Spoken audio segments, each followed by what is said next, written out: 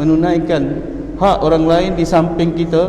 Imam Al-Ghazali menyebutkan yang pertama keadaannya ialah apabila kita bersendirian, belum kita berhubung dengan orang lain, untuk batas diri kita sendiri sebelum kita keluar bertemu dengan ahli keluarga terdekat ataupun jiran tetangga ataupun rakan-rakan sekerja, rakan-rakan setempat ataupun orang Islam yang lain. Ada hak dalam diri kita yang perlu kita perhatikan. Kerana kalau kita tidak perhatikan hak pada diri kita, maka kita akan melakukan kesalahan yang lebih besar apabila kita duduk dengan orang lain. Dalam diri kita ni ada dua watak, tuan-tuan. Ada dua watak yang berbeza. Kalau kita nak kaitkan dengan Quran, fa'alhamaha fujuraha wa taqwaha. Dalam diri kita ni ada watak fujur, watak jahat. Kita gambarkan sebagai watak nafsu. Kita boleh nampakkan lagi dia, kata Imam Al-Ghazali, umpama kuda dan kerakusannya, umpama anjing dan kerakusannya. Nafsu dalam diri kita ni kita tak boleh buang.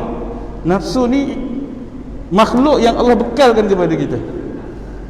Digambarkan sebagai kuda dan anjing yang rakus.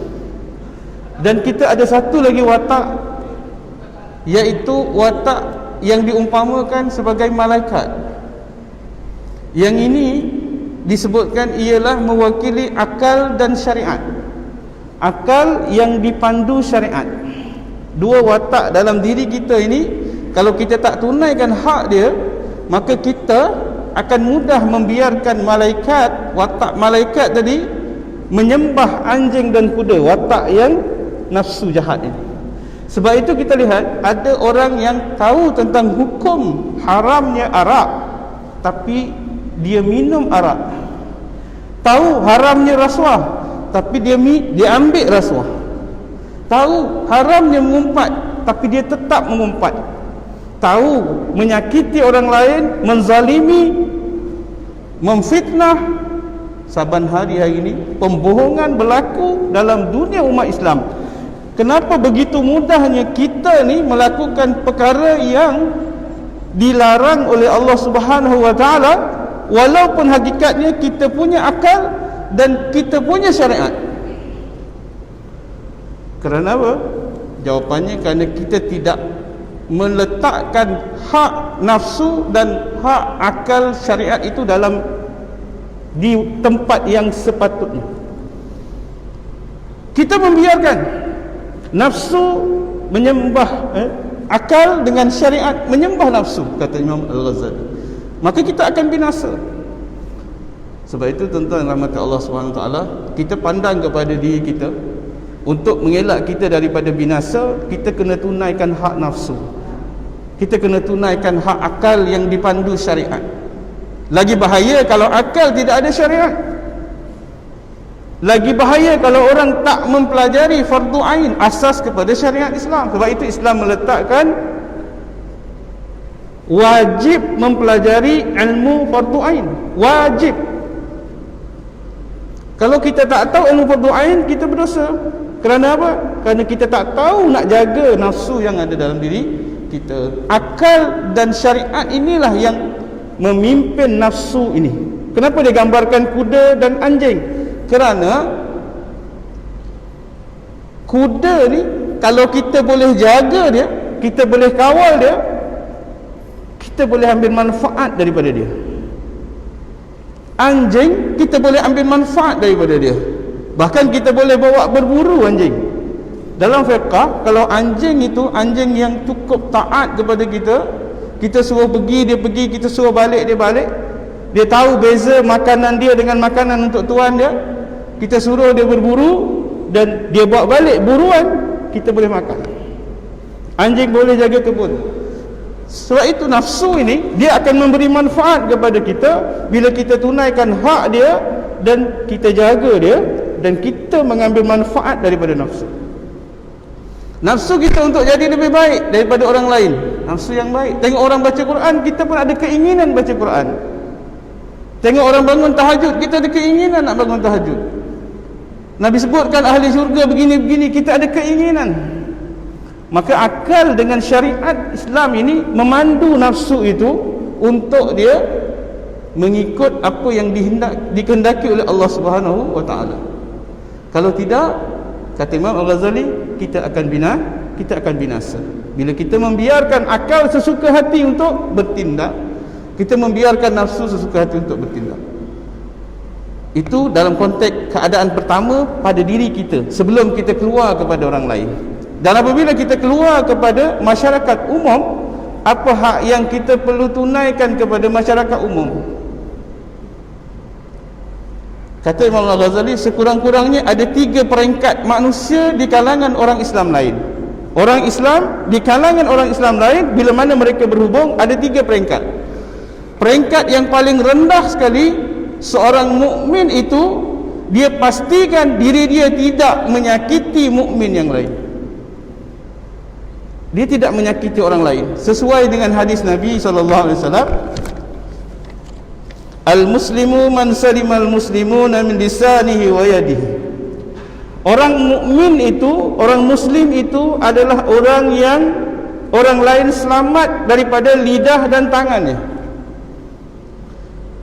Kalau kita hari ini berusaha keras untuk tidak menyakiti manusia lain, sama ada secara fizikal maupun secara mentalnya, kita jaga fitnah, tak boleh. Nanti dia memberi kesan buruk kepada orang yang kita fitnah. Di akhirat kita akan menyesal.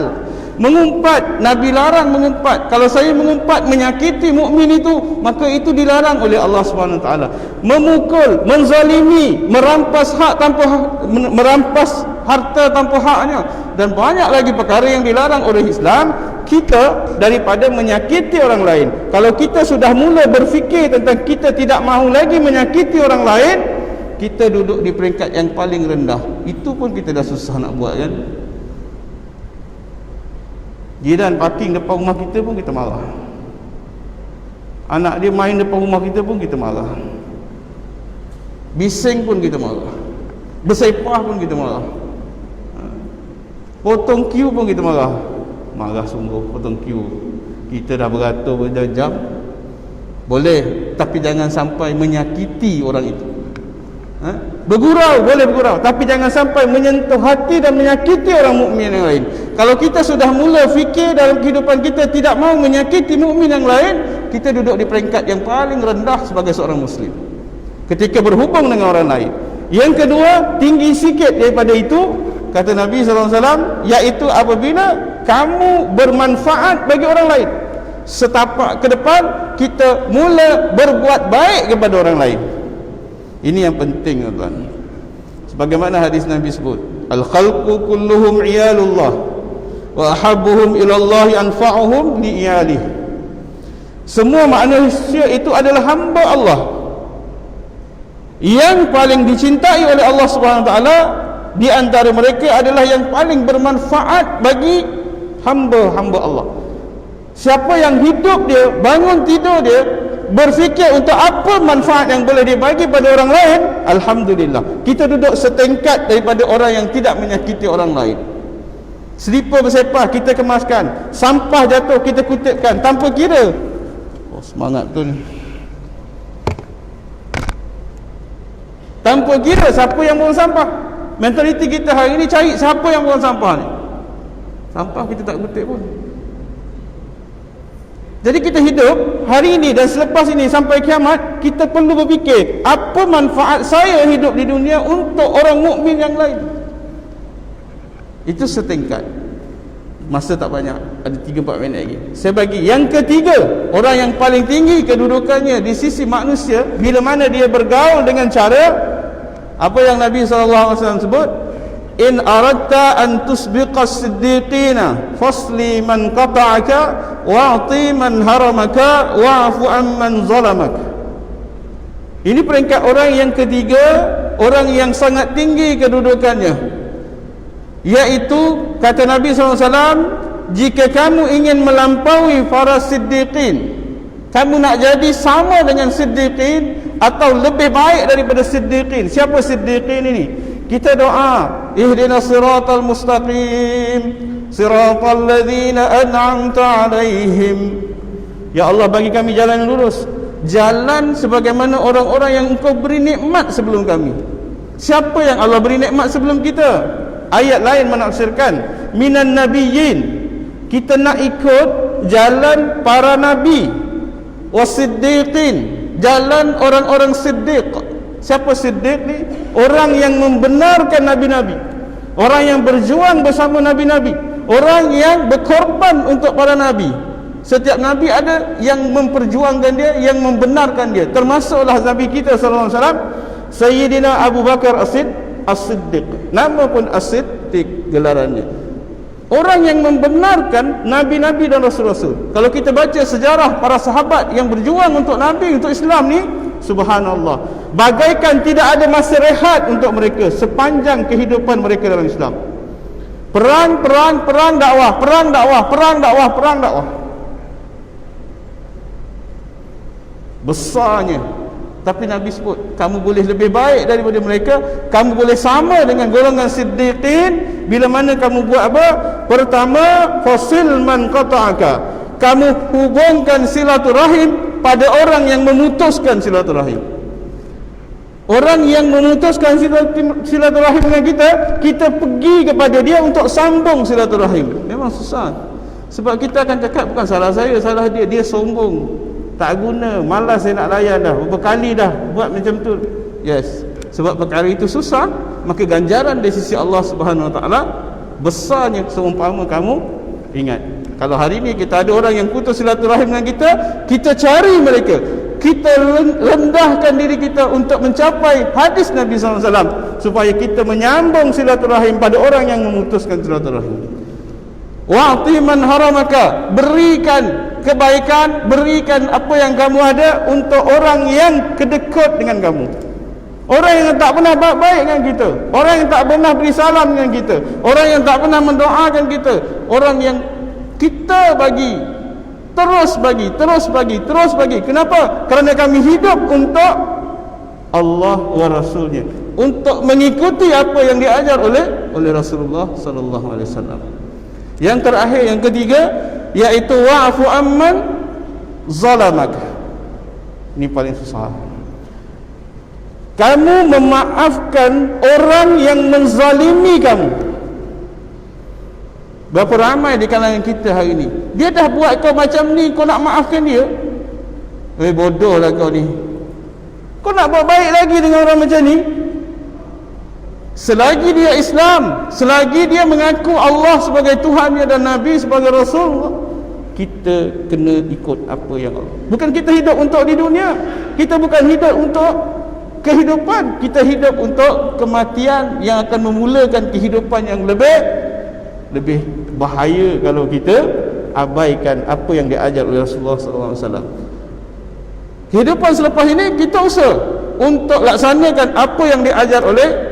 Kalau kamu berjaya menjadi orang yang menyambung silaturahim saat orang memutuskan, kamu memberi pada orang yang kedekut kepada kamu, dan kamu memaafkan orang yang menzalimi kamu, insya-Allah dengan kata-kata Nabi sallallahu alaihi wasallam, kita akan duduk bersama golongan siddiqin di akhirat nanti. Wallahu a'lam. Habis minit saya mau. 3 minit lagi. Habis dah modal.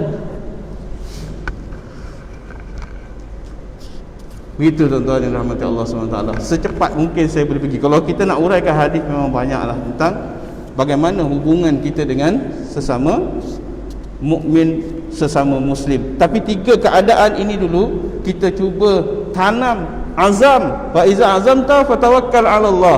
Bila kamu sudah berazam, tawakal kepada Allah. Kita cuba untuk jadi serendah-rendah golongan, tidak menyakiti orang lain. Kita cuba untuk jadi golongan yang lebih daripada golongan pertama, berbuat baik kepada orang lain, memberi manfaat kepada orang lain. Apa saja benda yang memberi baik kepada orang lain, maka kita cuba laksanakan. Yang ketiga, kita cuba rendahkan diri kita untuk kita capai apa yang Nabi suruh dalam hadis yang kita baca hari ini. Walaupun benda itu perit, walaupun benda itu susah, nak minta maaf pada orang, nak memaafkan orang yang menzalimi kita, nak menyambung silaturahim yang bukan mudah, tapi sebelum jadi pada diri kita, jangan kita putuskan silaturahim. Dan kemudiannya, keadaan yang ketiga, kita laksanakan hak yang telah disebut oleh Nabi SAW kepada ahli keluarga terutamanya, dan kepada orang yang hampir dengan kita, sebagaimana hadis-hadis yang banyak menyebutkan tentang apa yang perlu kita buat untuk orang Islam yang lain. Antaranya, bila mereka sakit, kita ziarahi. Apabila mereka minta nasihat, kita berikan nasihat. Apabila mereka meninggal dunia, kita ziarah dan kita iringi, kita solat dan kita iringi jenazah mereka. Apabila mereka bersin, kita doakan mereka. Mereka undang kita, kita pergi mendatangi undangan mereka, selagi tidak ada benda yang mengharamkan kita untuk pergi undangan mereka. Jadi kita, asasnya kita kena banyak belajar ataupun mengulang kaji tentang syariat Islam. Lagi banyak ilmu syariat, ilmu fardu ain yang Allah perintahkan pada kita dalam diri kita, yang boleh memimpin akal kita untuk tidak tersasar daripada haknya. Perlu kita tunaikan hak akal dan hak nafsu yang ada pada diri kita. Kemudian kita usaha untuk jadi orang yang disebutkan oleh Nabi dalam hadis yang kita baca dan bincang tadi. Saya rasa sekadar itu dulu yang dapat saya kongsikan. Mudah-mudahan bermanfaat, dapat memberi kekuatan kepada kita untuk mengharungi baki kehidupan kita dengan menjadi seorang mukmin yang benar-benar menunaikan haknya kepada mukmin yang lain. Allahu a'lam. Assalamualaikum warahmatullahi wabarakatuh.